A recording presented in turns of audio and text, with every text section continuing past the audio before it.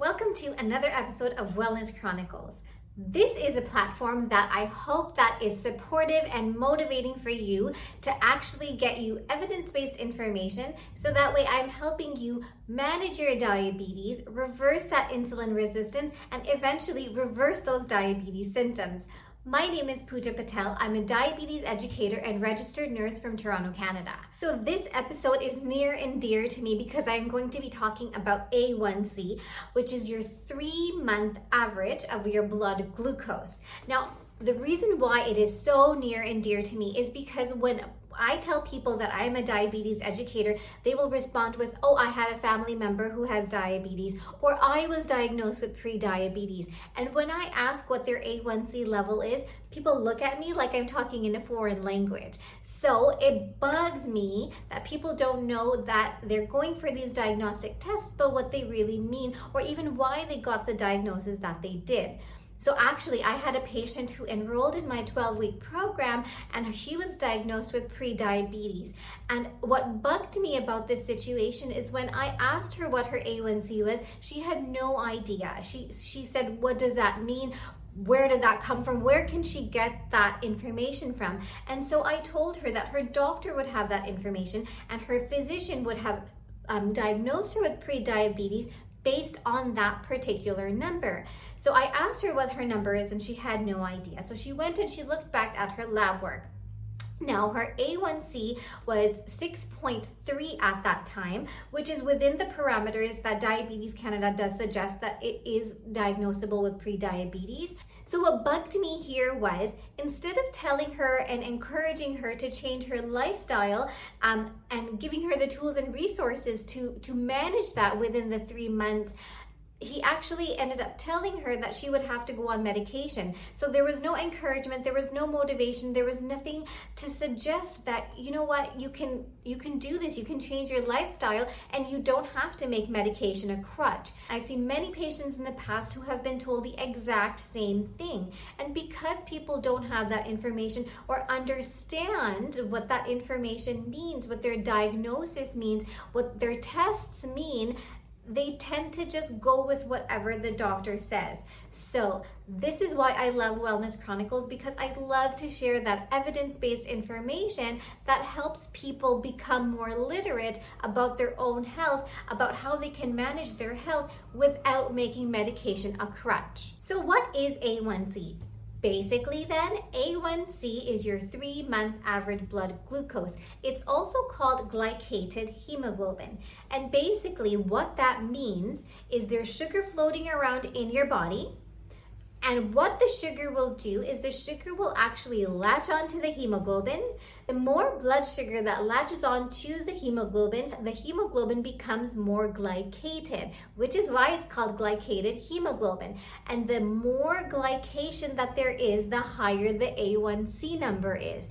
The higher the A1C number is, the more chances are that you are going to be diagnosed with pre-diabetes or diabetes. So Diabetes Canada suggests that the parameters for diagnosing pre-diabetes, your A1C should be between 6.1 to 6.4%. Anything above that, above 7%, is actually type 1 or type 2 diabetes. Now, the American Diabetes Association has similar guidelines, but Diabetes Canada tends to treat its population a little bit more conservatively. And I like this. I actually subscribe to this because there is plenty of research out there that the earlier healthy lifestyle interventions are implemented into the lifestyle, into the patient, the better the patient outcomes are. So for example, there was this great trial that was done. It's called the Advanced Trial on about 11,000 participants, where there was a group that had intensive glycemic control to ensure that their A1C was less than 6.5%. And over 5 years, they actually found that having an A1C of less than 6.5% actually significantly decreased micro and macrovascular events like kidney disease, cardiac issues, neuropathy, retinopathy in the eyes, all these different things. It actually prevented it because of tight glycemic control. So this is why A1C is such a great metric, because it actually gives you a great idea as as to what your glycemic control is like. And there is decades of research show that higher A1C are associated with diabetes complications in the future for the organs. So for example, nephropathy in the kidneys, neuropathy in the hands and fingers, retinopathy in the eyes. All these complications are as a result of poor glycemic control. And so the motivating thing here is even 1% drop of A1C. So if you dropped your A1C from 7.4 to 6.4, for example, that actually makes a huge difference overall for your macro and microvascular complications as a result of diabetes. So what is important here to note that it is not perfection that we are aiming for, it is progress. Okay, that those small changes, those small substantial changes lead to big impact in the future for your health. So although A1C is a great metric, it's a super useful tool, it is not perfect. And the reason is because all of us are very different in terms of what our biology is, in terms of what our chemistry is in our bodies. So biological factors, chemical factors, and even technical factors can really affect falsely high or falsely low A1Cs. For example, anybody who has any issues with their blood, so for example, if they have anemia or significant blood loss or they've donated blood, this can affect the A1C where your A1C is actually much lower than what it actually is. Because think about it, what you're actually checking is the 3-month average of how well that red blood cell did, or how much sugar latched on over 3 months to that molecule of hemoglobin. So for example, people who have sickle cell or any kind of thalassemia, for example, they will also have to use a different kind of method to diagnose diabetes rather than A1Cs because of how unreliable their red blood cell is. So as a diabetes educator, how do I suggest that you manage your A1C? Now because people are different, people have different biological factors, people have different lifestyles, their age, their genetic background, everything makes a huge difference. So everybody's A1C will look a little bit different. For example, healthy adult, their A1C should be less than 6%. Now, anybody who has diabetes type 2, their parameters might look a little bit different depending on their age, depending on their weight, depending on their BMI, depending on many factors. So vulnerable populations like young children, older adults, and those patients who have a less awareness of their hypoglycemic episodes, for example, or who have frequent hypoglycemic episodes, their A1C targets tend to be a little bit higher than those who have that awareness of understanding and recognizing symptoms of a hypoglycemic episode. So for example, I had a patient who was a young child. She was about 7 years old and she had a CGM monitor, and her A1C overall, we make sure that her A1C is a little bit higher because she is at school, because she might not eat her lunch, because she is taking insulin, because she is running around with her friends, so she doesn't end up in a hypoglycemic episode, because we all know it takes a few hours to recover from a hypoglycemic episode. But once you do have your A1C set, once you do have that glycemic target set, what do you do and how do you implement those behaviors? Now, throughout Wellness Chronicles, I have given lots and lots of tips and tricks as to what to implement into your lifestyle, so that way you are managing your A1C, bringing it down, and even preventing those diabetes symptoms. Basic thing that you have to note are these 4 things. So your nutritional strategies, you need to have a balanced meal. I can't say that enough. Plate your meal, look at your meal. The visualization of your colorful plate will help your brain understand how amazing of a meal that you have had and how full you are. Visualizing the meal also makes it easier that you're not eating extra calories, you're not eating extra carbs, you're not snacking constantly. So plate your meal.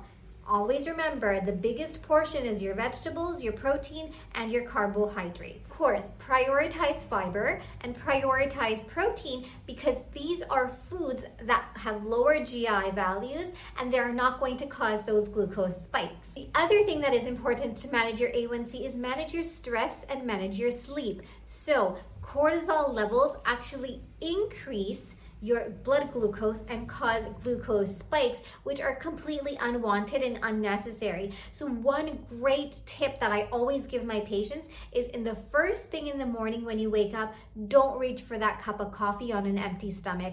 Eat something first. Have a nice hearty breakfast. With your breakfast, have your coffee, or after your breakfast, have the coffee, because coffee does increase, or caffeine does increase your cortisol levels, which will actually spike your blood sugar. The third thing that is also pretty important is take those exercise snacks. So more than working out 30 minutes a day and going for those runs or going for those walks, more important than that is actually getting those 10,000 steps in. And I know 10,000 steps might seem like a lot, but taking those exercise snacks, getting up off of your office chair and walking every 20 to 30 minutes just to stretch, just to get some fresh air, maybe get to socialize with a coworker, for example. Those 20 to 30 minutes getting up and moving really impact your glycemic control. So taking those exercise snacks is super important. Going for a walk or moving your body 5 to 7 minutes after your meals is also really important.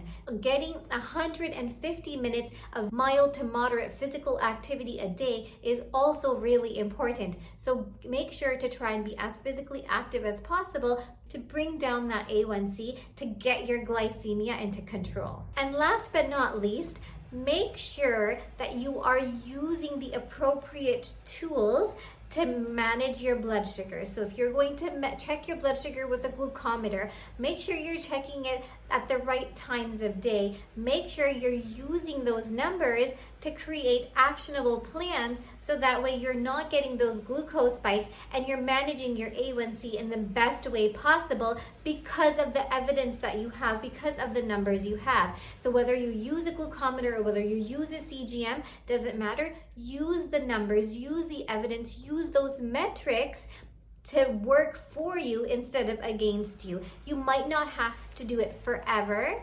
You might just have to take a couple weeks or a month to make sure that you're gaining momentum, you're gaining some kind of insight from those numbers. So that brings me to the pro tip of the episode. 50% of the A1C value comes from the past 30 days. So even if you didn't start making those implementations, even if you didn't start changing your habits in the first 2 months and you only just started 30 days ago, those portion controls, those balanced meals, extra steps that you're doing, all of those will really make a difference, and it will actually show on your A1C when you do finally get your A1C done at that 3-month mark. So with small changes, with consistency, with this evidence-based knowledge, all of these things together can really help you manage your diabetes, reverse those diabetes symptoms, and most importantly, feel healthy, happy, and accomplished. So Diabetes Canada, the American Diabetes Association, and International Diabetes Federation,